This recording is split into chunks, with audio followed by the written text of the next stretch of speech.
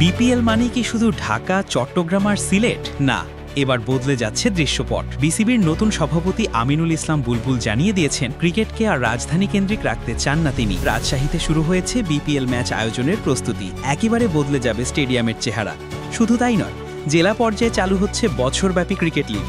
কি থাকছে বিসিবির এই বিশাল পরিকল্পনায়, আর কোন জেলায় হতে পারে বিপিএল, জানুন সম্পূর্ণ ভিডিওতে। 2026 বিপিএলকে সামনে রেখে বাংলাদেশ ক্রিকেট বোর্ড বড় পরিবর্তনের দিকে এগোচ্ছে। বোর্ডের বর্তমান সভাপতি আমিনুল ইসলাম বুলবুল দায়িত্ব নেওয়ার পরই ঘোষণা দিয়েছিলেন, বাংলাদেশের ক্রিকেট আর শুধু ঢাকা কেন্দ্রিক থাকবে না। ক্রিকেটকে ছড়িয়ে দিতে চান দেশের প্রতিটি বিভাগ ও জেলার মাঠে। আর সেই পরিকল্পনারই অংশ হিসেবে রাজশাহী এখন হতে যাচ্ছে নতুন বিপিএল ভেন্যু। এখন পর্যন্ত বিপিএল শুধুমাত্র ঢাকা, চট্টগ্রাম এবং সিলেট এই তিনটি ভেন্যুতে অনুষ্ঠিত হয়ে এসেছে। তবে এবার বিসিবির লক্ষ্য রাজশাহী সহ আরও নতুন স্টেডিয়ামকে বিপিএল এর উপযোগী করে তোলা। ইতোমধ্যে রাজশাহী স্টেডিয়ামের সংস্কার কাজ পুরোদমে শুরু হয়ে গেছে। 15,000 দর্শক ধারণ ক্ষমতা সম্পন্ন এই স্টেডিয়ামের আউটফিল্ড উন্নয়ন করা হচ্ছে, বসার আসনগুলো পরিবর্তন হচ্ছে এবং প্রথমবারের মতো তৈরি হচ্ছে প্রেস বক্স।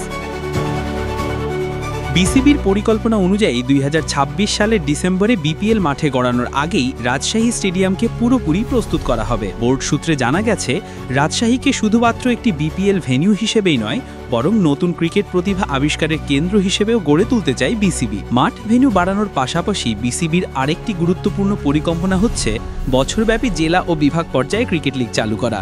এতে করে শুধু জাতীয় দল নয়, বিপিএল এর জন্য পাওয়া যাবে নতুন নতুন মানসম্পন্ন খেলোয়াড়। বিসিবির মিডিয়া কমিটির চেয়ারম্যান জানালেন, তারা ইতোমধ্যে ট্যালেন্ট হান্ট এবং ইমার্জিং টুর্নামেন্টের মাধ্যমে নতুন ক্রিকেটার খোঁজার কাজ শুরু করেছেন। উদাহরণস্বরূপ, এই প্রোগ্রামের মাধ্যমেই ইতোমধ্যে একাধিক লেফট আর্ম স্পিনার ও লেগ স্পিনার খুঁজে বের করেছেন জাতীয় দলের সাবেক তারকারা। এই পরিকল্পনার অংশ হিসেবে রাজশাহী জোনকেও অন্তর্ভুক্ত করা হয়েছে নিউ ট্যালেন্ট হান্ট প্রোগ্রামে, যেখান থেকে ভবিষ্যতের সম্ভাবনাময় খেলোয়াড়দের খুঁজে আনা হচ্ছে। সবচেয়ে গুরুত্বপূর্ণ বিষয় হলো স্থানীয় দর্শকদের সম্পৃক্ত করা, কারণ শুধু ঢাকায় খেলা হলেই দেশের ক্রিকেট এগোয় না, দর্শকের ভালোবাসা ছড়িয়ে দিতে হয় মাঠে মাঠে। তাই রাজশাহীর পর ভবিষ্যতে রংপুর, খুলনা বা কুমিল্লাও আরও কিছু জেলাকে ভেন্যু তালিকায় যুক্ত করতে চায় বিসিবি।